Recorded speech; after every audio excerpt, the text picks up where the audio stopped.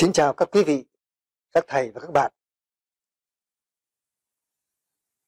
Thưa các quý vị, kế thừa truyền thống y học cổ truyền để lại, tôi là bác sĩ lương y Đỗ Nguyễn Thiều, truyền nhân đời thứ 19, dòng họ Nguyễn Bá, đã thành lập kênh YouTube Dr. Đỗ Nguyễn Thiều Official,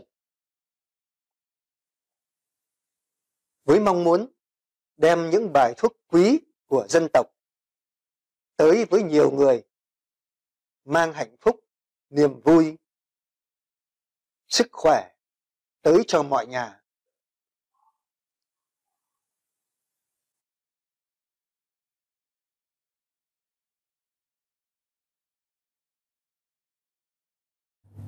Lược hoàng, danh pháp khoa học Calicia fragrans, còn tiếng Trung là Ta Dễ Dín Sú Sảo. Tiếng Anh là Calicia fragrans. Tiếng Pháp là Calicia parfumée. Còn tiếng Nga là Calicia duscistая, tức là Calicia thơm, hoặc Zalaтой Ус, tức là ria mét vàng.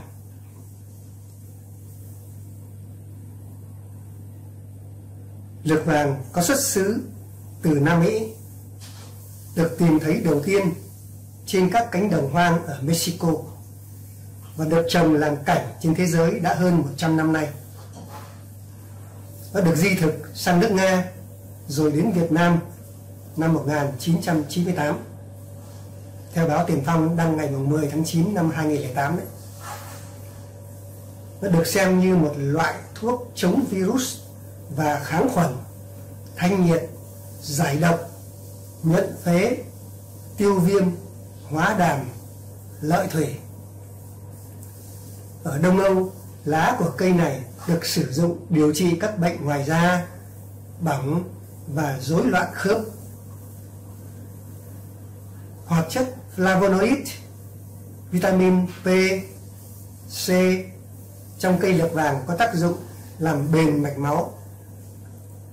Ngoài ra, cây cũng có khả năng chống oxy hóa cao nhờ thành phần quercetin, là hoạt chất có chức năng ngừa sự phát triển của khối u và tế bào ung thư. Cây lược vàng được nhà khoa học Mỹ R.E. Woodson xác định từ năm 1942. Lược vàng bắt đầu được trồng làm cảnh ở Nga từ hơn 100 năm trước. Tại Nga, cây có tên thông dụng là Zalaтой Ус, có nghĩa là sợi dâu mép vàng. Nếu như ở nước ta, lược vàng còn được gọi bằng những tên khác như là lan vòi, địa lan vòi, thì ở Nga, cây cũng có nhiều tên khác nhau như là Calicia thơm, sâm nhà, vệ nữ, bác sĩ gia đình. Từ những năm giữa thế kỷ 20, một số nhà khoa học Mỹ và Canada đã phát hiện cây lược vàng chứa nhiều loại hoạt chất sinh học có khả năng kiềm chế sự phát triển của các khối u ung thư. Ở Nga, các nghiên cứu về thành phần hóa học và tác dụng dược lý của lược vàng được tiến hành tại Đại học Y khoa thành phố Irkutsk từ những năm 80 thế kỷ trước, dưới sự chỉ đạo của giáo sư Semenov, một nhà khoa học rất nổi tiếng.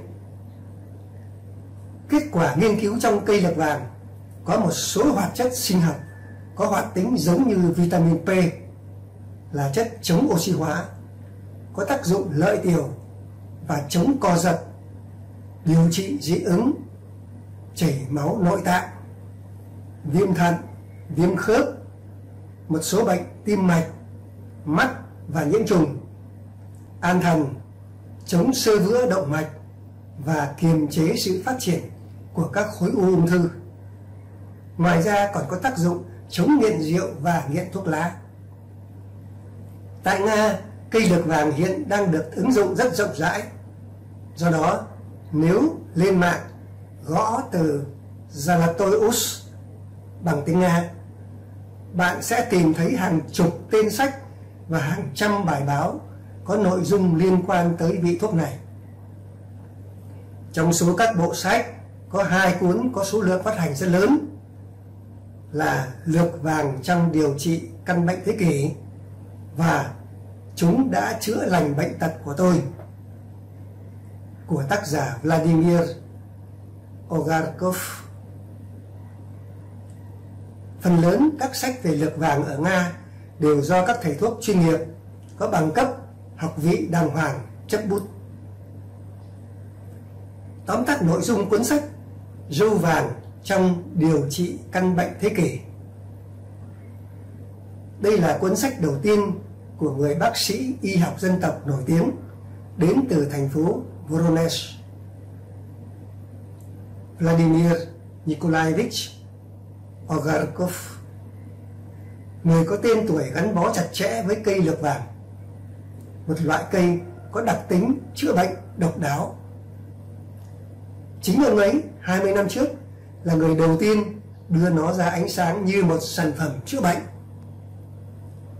Trong một thời gian dài, Vladimir Nikolaevich đã cống hiến cho việc nghiên cứu các đặc tính chữa bệnh và thải độc của lược vàng.